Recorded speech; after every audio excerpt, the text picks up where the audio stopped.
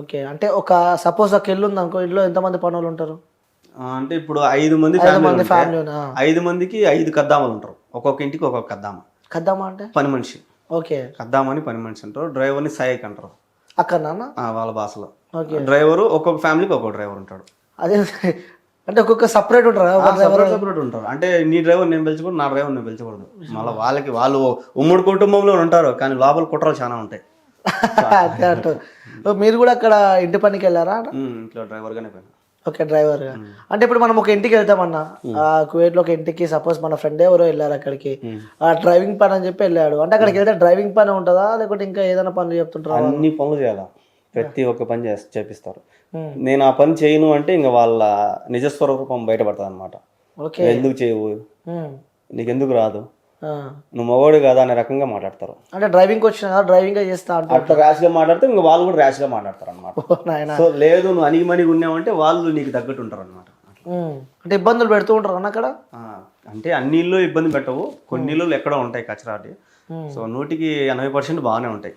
Okay. 20% మామూలే. అంటే మీరు చేసే వీడియోలో ఆ కువైట్కి మొత్తం నెగిటివ్ ఉంటుంది, అక్కడికి ఎవరు వెళ్ళొద్దు, అక్కడ చాలా కష్టాలు ఉంటాయి అని చెప్పి కూడా మీరు వీడియోస్ చూస్తే ఎవరైనా వెళ్ళాలంటే భయం అవుతూ ఉంటుంది. అంతగానం ఇబ్బంది అక్కడ మీరు ఏం పడ్డారు అంటే, అంటే వెళ్ళొద్దు ఈ ప్రదేశానికి మనం వెళ్ళొద్దు అని చెప్పాలంత ఇబ్బంది ఏం పడ్డారు? అంటే ఇప్పుడు నేనుండే ఇల్లు అయితే నువ్వు వీడియోలు బాగా గమనిస్తే నాకు మంచి ఇల్లే, కానీ మంచి ఇంట్లో పని చేస్తా కూడా నేను వెళ్ళొద్దు అంటున్నానంటే అక్కడ ఎంత రిస్క్ ఉందో ఇంకా నా వీడియోలోనే తెలుసుకోవచ్చు మీరు. అవును. సో నాకు మంచి ఇల్లు, అది చాలా మంచి ఇల్లు, బాగా చూసుకుంటారు నన్ను, తిండి కానీ నిద్ర కానీ. సో అన్నీ బాగుంటాయి, నాకు పైన ఖర్చులు కూడా డబ్బులు ఇస్తారు. అయినా కూడా నేను వద్దు అంటున్నానంటే అక్కడ ఎంత రిస్క్ ఉంటుంది. అంటే ఏం అంత అనుభవం ఏం తిన్నారు అక్కడ మీరు అంటున్నా? అనుభవం అంటే మన వాళ్ళని చంపిన వాళ్ళు కూడా ఉంటారు, వాళ్ళు చాలా మంది చచ్చిపోయిన వాళ్ళు కూడా ఉన్నారు. సో ఫిలిపిన్ వాళ్ళని అయితే ఎడార్లోకి తీసుకొని పోయి కాల్ చేసినారు అంటే అక్కడ వాళ్ళు. సో నువ్వు అదే కానీ కోయట వాళ్ళని ఒక దెబ్బ వెయ్యి నువ్వు అనిచి రాలేవు. ఓకే. వాళ్ళు మాత్రం ఏమేం చేస్తారు. సో అంత రిస్క్ ఉంది కాబట్టి వద్దంటున్నా. నేను మగవాళ్ళు పొమ్మనే చెప్తాను నేనైతే. మీకు అంత ధైర్యం ఉంది, దేవుడు మగతనం ఇచ్చినాడు కాబట్టి పో, కానీ ఆడవాళ్ళు పోవద్దని నేను చెప్తాను. ఓకే. అక్కడ కలిసారన్నా అమ్మాయిలు ఇక్కడ ఇబ్బందులు పడుతున్న అమ్మాయిలని? చాలా మంది ఉంటారు. అసలు నువ్వు ఇక్కడ టిక్ టాక్ పని చేయలేదు కాబట్టి నీకు తెలియడం లేదు. టిక్ టాక్ పని చేస్తే తెలుస్తుంది వాళ్ళ కష్టాలన్నీ దాంట్లో పెడతా ఉంటారు. ఓకే. అక్కడ నడుస్తుందా టిక్ టాక్? నడుస్తుంది. ఏమని చెప్తూ ఉంటారు వాళ్ళు మీకుతో? అంటే నాకెవరు చెప్పరు, నేను చూస్తా ఉంటా. అంటే అక్కడికి వెళ్తే చూస్తూ ఉంటారు కదా, చాలా మంది నాకు కూడా మెసేజ్ పెడతా ఉంటారు, నాకు ఇట్లుందన్నా అని. నేనే ఒకరి కింద పని చేస్తున్నా డ్రైవర్ గా. సో నేనేం చేయగలుగుతాను? నువ్వు అదే ఇక్కడ ఇండియాలో ఎక్కడన్నా ఉంటే అన్న ఈ మారుగుంది పరిస్థితి అంటే నేను వచ్చేస్తా. సో నాకే నమ్మకం ఇంటికి పోతాం లేదు, నీకేం నేనేం చేసాను వచ్చి. సో అక్కడ ఒకరికొకరు హెల్ప్ చేయడం కొద్దిగా కష్టమే. పాత వాళ్ళు ఉన్నారు, చాలా ఏళ్ళ నుంచి అక్కడే ఉండి బాగా పలుకుబడి సంపాదించిన వాళ్ళు కొద్దిగా హెల్ప్ చేయగలుగుతారు. ఓకే. తెలుగు వాళ్ళు ఎక్కువ కనిపిస్తుంటారు ఎక్కువగా చాలా మంది.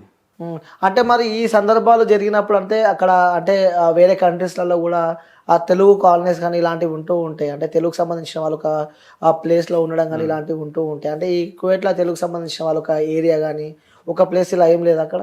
ఉంది, మాలియా అని ఒక ఏరియా ఉంది కువైట్ సిటీలో. మాలియా శుక్రవారం అక్కడ కలుసుకుంటారు అనమాట జనాలు, చాలా మంది వస్తారు. ఇంకా కువైట్ అవతల ఇంకొక ఊరు ఉంది ఫాహెల్ అని.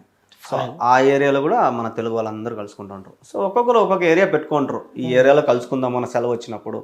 సో అక్కడికి వచ్చి అందరు కలుసుకొని సాయంత్రం దాకా ఉండి తిని ఇంకా జలసాలు చేయడం పోవడం. ఓకే. ఎలా ఉంటుంది అక్కడ కల్చర్, ఏ విధంగా ఉంటుంది అంటే కంపేర్ టు ఇండియా? సో అక్కడ కల్చర్ ఏ విధంగా ఉంటుంది అంటే, మీరు ఇక్కడ పుట్టి పెరిగారు కాబట్టి, సో ఇండియాలో ఉన్న కల్చర్ కానీ అక్కడున్న కల్చర్ కానీ రెండిట్లో మీరు ఏం డిఫరెన్స్ గమనించారు? డిఫరెన్స్ అంటే వాళ్ళు ముస్లిమ్స్, సో వాళ్ళకి తగ్గట్టు వాళ్ళు ఉంటారు. సో మనము హిందూస్, సో మనకు తగ్గట్టు మనం ఉంటాం. ఇక్కడ అందరం ఒకటే, కానీ అక్కడ ఏందిరా అంటే వాళ్ళు ముస్లిమ్స్ కాబట్టి వాళ్ళ రూల్సే మనం పాటించాలా అంటారు. కానీ ఇక్కడ అట్లా కాదు కదా, నువ్వు ముస్లిమ్స్ అయితే నేను హిందూ అయితే అందరం కలిసే ఉంటాం. సో అక్కడ అట్లా కాదు. ఇప్పుడు వాళ్ళు ఒక్క పొద్దులు ఉంటారు రంజాన్లకి, సో మనం కూడా ఒక్క పొద్దు ఉండాలి. ఓకే. అంటే మన ఇళ్లలో ఇంట్లో ఉండేవాళ్ళు చెప్పరు, అరే నువ్వు ఒక్క పొద్దు ఉండు, నువ్వు ఉండకపోతే కొడతాం మేము, అది ఇది అనరు. సో బయట ఎక్కడన్నా తిన్నా కూడా ఫైన్ వేస్తారు నీకు పోలీసు వాళ్ళు. అదేంది? అది వాళ్ళ రూల్ కదా, వాళ్ళ ముస్లిమ్స్ దేశం కదా, సో వాళ్ళ రూల్స్ ని పాటించాలని చెప్తున్నా. అది ఇక్కడైతే ఇష్టం, అది మన ఇష్టం. అంటే ఒకవేళ రంజాన్ మాసం ఉంటే తినకుంటే ఎవరు తినొద్దు, ఇక ఒకవేళ తింటే ఫైన్. బయట తింటే తెలియకుండా తినకూడదు. బయట ఎవరైనా పోలీసు వాళ్ళు, హోటల్స్ ఏమి ఉండవు, అన్నీ మూసేస్తారు, ఏముండవు.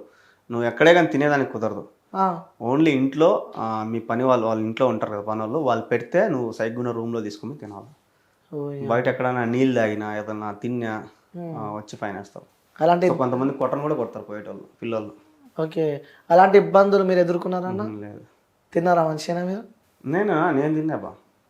నేను మాత్రం దగ్గర నాకు ఇవ్వకపోతే నేను రచ్చబడతా ఇంట్లో. నేను ముస్లిం కాదు, నాకు ఇవ్వాల్సిందే. ఓకే, ఎన్ని ఇయర్స్ ఉన్నారు అక్కడ? నేను ఈ ఇంట్లో ఇప్పుడు 3 సంవత్సరాలు అయిపోయింది, 3 సంవత్సరాలు దాటింది.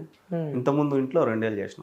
ఓకే, అంటే ఒక్కొక్క ఇల్లు పంచుకుంటారు అనమాట? అంటే అట్టేం పంచుకునేదేంలా, అగ్రిమెంట్ ఉంటుంది ఒక ఇంట్లో. ఇప్పుడు నేను ఒక ఇంట్లో పోతానంటే 2 ఏళ్ళు అగ్రిమెంట్ ఉంటుంది. ఓకే, ఆ 2 ఏళ్ళు నువ్వు కంప్లీట్ చేసుకుని రావాలా.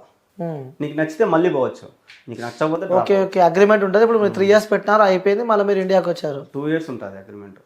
ఏ ఇంట్లోనా 2 years? ఏ ఇంట్లోనూ 2 years ఉంటుంది. 2 years కంప్లీట్ అయిన తర్వాత నువ్వు మళ్ళీ పోతానంటే పోలేదంటే నీ ఇష్టం. అది ఓకే, ఇబ్బంది లేదు. ఫస్ట్ ఇల్లు అయితే నేను ఆపేసిన పోకుండా, ఈ ఇల్లు అయితే పోతా వస్తా. ఓకే, ఇల్లు పోతా వస్తున్నారు. సార్ ఫస్ట్ అంటే చాలా మంది కువైట్కి ఎలా వెళ్ళాలో కూడా తెలియని వాళ్ళు కొంతమంది ఉంటారు. అంటే ప్రతి ఒక్కరికి డ్రీమ్ ప్లేసులు ఉంటాయి. 10th చదివిన వాళ్ళు వీళ్ళు వెళ్ళాలని అనుకుంటారు కువైట్కి. అలా వెళ్ళాలంటే వాళ్ళు ఎలా, అంటే వాళ్ళ ప్రాసెస్ ఏ విధంగా ఉంటుంది?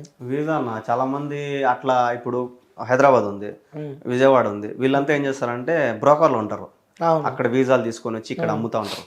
సో ఆ విధంగా పోవద్దనే చెప్తాను నేను చాలా మందికి. అక్కడ మనకు తెలిసిన వాళ్ళు ఉంటారు. ఇప్పుడు నేను ఎవరి ద్వారా పోయినా అంటే నా ఫ్రెండ్ ద్వారా పోయినా. సో అట్లా ఎవరైనా బంధువులు కానీ ఫ్రెండ్స్ కానీ బాగా తెలిసిన వాళ్ళు ఉంటే వాళ్ళ ద్వారా పోతే మంచిది. ఎందుకంటే రేపు పొద్దున్న నీకు ఏదైనా ఇబ్బంది అయింది అనుకో, మన ఇంట్లో వాళ్ళు పోయి వాళ్ళ ఇంట్లో వాళ్ళని అడుగుతారు. సో ఏజెంట్ ఏం చేస్తాడంటే, నా వృత్తి ఇది, నా పని ఇది, పంపేయడం ఒకటి, పంపిపోయినాక నీ ఇష్టం అంటాడు. సో అక్కడికి పోయిన తర్వాత చేతులు ఎత్తేసి ఎవరేం చేయలేరు. ఓకే, సో తెలిసిన వాళ్ళు ఉంటేనే అక్కడికి వెళ్ళాలి, పోతే మంచిది. ఓకే, ఇంకెలా ఉంటుంది అన్న అక్కడ? అంటే టైమింగ్స్ కూడా ఎన్ని అవర్స్ డిఫరెన్స్ ఉంటుంది ఇక్కడ ఇండియా కంపారిటివ్ ఇండియాకి? అక్కడ 2.5 గంట తేడా ఉంటుంది. 2.5 గంటలు తేడా ఉంటుంది. అంటే ఆ డ్యూటీకి అప్పుడప్పుడు కొన్ని సందర్భాలలో లేట్ అవుతూ ఉంటుంది. అలా లేట్ అయినప్పుడు కూడా అక్కడ నుంచి వాళ్ళు ఇబ్బందులు పెడుతూ ఉంటారా ఇంటి వాళ్ళు? అంటే ఇబ్బంది పెట్టరు, ఫోన్ మీద ఫోన్ కొడతారు. సో ఒక 5 నిమిషాలు లేట్ అయినా కూడా మనం ఈ నుంచి బండి తీసుకొని వాళ్ళ కాడికి తీసుకొని వెళ్ళినప్పుడు ఒక 10-20 మాటలు ఫోన్ కొట్టుంటారు. సోరా తాల్.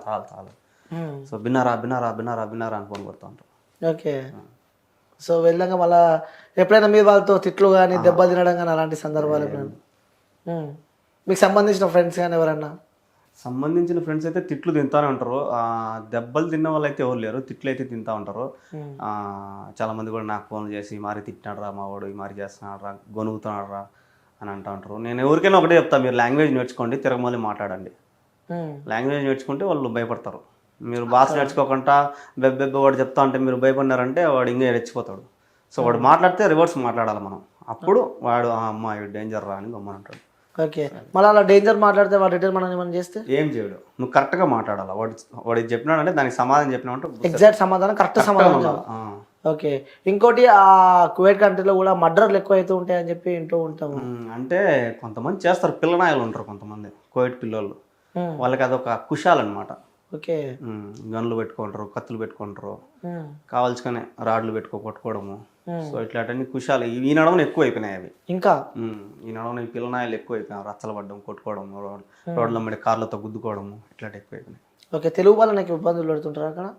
తెలుగు వాళ్ళని ఏమి ఇబ్బంది పెట్టరు. ఓకే, ఇబ్బంది అంటే ఇదే ఇళ్ళల్లో ఏదన్నా ఉంటుంది. ఇప్పుడు నువ్వు నీ ఇంట్లో నేను డ్రైవర్ అయితే నీ ఇంట్లో ఏదైనా ఇబ్బంది ఉంటే నన్ను అంతే. బయట వాళ్ళు ఎవరు వచ్చి నేను ఇబ్బంది పెట్టరు. ఓకే, బయట కోయటి వాళ్ళు వచ్చి ఇబ్బంది పెడితే మా కోయటి పోయి వాళ్ళతో రచ్చబడతాడు, అట్లా ఉంటుంది. ఓకే, అంటే అక్కడ ట్రావెలింగ్ ఎలా ఉంటుంది? మీరు డ్రైవర్గా చేస్తారు కదా అక్కడ, ఎలా ఉంటుంది అక్కడ driving? Traffic rules and regulations కానీ ఏ విధంగా ఉంటాయి? పర్ఫెక్ట్గా ఉంటాయి. ఎక్కడికైనా మిస్టేక్ చేసినా కెమెరాలు రెడీగా ఉంటాయి. అక్కడ ఊరికే జైలు వేస్తారంట కదా? ఊరికే అంటే అక్కడ చిన్న మిస్టేక్ ఏమైనా చేస్తే దొంగతనము, లంజరికము ఇట్లాంటి వేస్తే బేహసర్ లోపల. ఓకే, చిన్న దొంగతనం చేసినా అయిపోయాయి, చిన్నది ఏది ఎత్తుకున్నా అయిపోయింది. దొంగ పెద్ద దొంగ. ఓకే, ఎవరైనా వెళ్ళారా అట్లా మీకు తెలిసిన వాళ్ళు జైలుకి? చాలా మంది ఉన్నారు, నాకు తెలిసిన వాళ్ళు తెలియరు, చాలా మంది ఉన్నారు జైల్లో ఉన్నారు కదా. అవును, తెలుగు వాళ్ళు కూడా ఏ జైల్లో పోయినా మనల్ని కలుస్తారు అంటూ ఉంటారు. ఈ నడవని కానూన్ అని ఒకటి పెట్టినారు. అంటే కానూన్ అంటే చాలా ఏళ్ళు జైల్లో ఉండి వాళ్ళందరినీ రిలీఫ్ ఇస్తాను అనమాట. మన ఇండియా కానూన్ అని వాళ్ళకి పెడుతుంది. జైల్లో ఎవరైతే ఉన్నారో వాళ్ళందరినీ పంపించమని చెప్పి సమావేశాలు పెడతారు అనమాట. ఈ నడవనే పెట్టినారు అది. అవును, చాలా మంది వచ్చారు ఇండియాకి. అవును, అట్లా పెడతా ఉంటారు అప్పుడప్పుడు. అంటే ఒక తెలుగు వాడిగా అక్కడ తెలుగు వారి కష్టాలు కానీ వాళ్ళ బాధలు వాళ్ళ ఇబ్బందులు చూస్తూ ఉంటే నీకేమనిపిస్తూ ఉంటుంది అన్న? ఈ కోవిడ్ వద్దురా నాయన అనిపిస్తుంది. స్టార్టింగ్ అలా అనుకున్నారా ఎగ్జైట్మెంట్? మా అమ్మ 14 ఏళ్ళు ఉంది సౌదీలో, అంటే కోవిడ్ అవతల సౌదీ. అవునా? సో అదంతా ఒకటే. సౌదీలో 14 ఏళ్ళు ఉండింది. నేను అంత పిల్లోడిని, అప్పుడు వదిలేసిపోయింది. ఓకే, అందరూ చిన్న మీ అమ్మ ఉన్నప్పుడే. అందరూ మీ అమ్మ చచ్చిపోయిందిరా, ఫోన్ చేద్దాం సరిగా. ఫోన్లు ఉండేవి కాదు అప్పుడు, ల్యాండ్ ఫోన్లు ఉండేవి. సో మీ అమ్మ చచ్చిపోయింది అని బాధ పెట్టేవాళ్ళు అమ్మ. అయ్యో, 14 ఏళ్ళు ఉంది అక్కడే. వదిలిపెట్టి వెళ్ళిపోయాం మిమ్మల్ని? వదిలిపెట్టిందంటే ఇంకా బతుకుదురు కోసం పోయింది.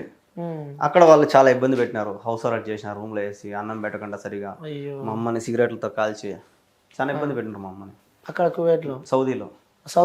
ఓకే. సౌదీ చాలా మంచి కంట్రీ అన్నమాట, ఈ కువైట్ కన్నా కొద్దిగా బెస్ట్ అక్కడ. ఓకే. కానీ అక్కడే ఎందుకో మా అమ్మని చాలా ఇబ్బంది పెట్టినారు. మళ్ళీ మా అమ్మ 14 ఏళ్ళు అంత ఇబ్బంది పడి ఒక్క రూపాయి కూడా తేలా ఇంటికి. కానీ మళ్ళీ సౌదీకి పోయింది మా అమ్మ. అదే ఆ ఇంటికి కాదు, వేరే ఇంటికి. ఇంకా మా అమ్మ డేర్ చూసుకోండి. ఓకే. అంత ఇబ్బందులు పడ్డా కూడా మళ్ళీ పోయింది. పోయింది సౌదీకి, వేరే ఇంటికి. బాబా. అంటే డబ్బు. ఓకే.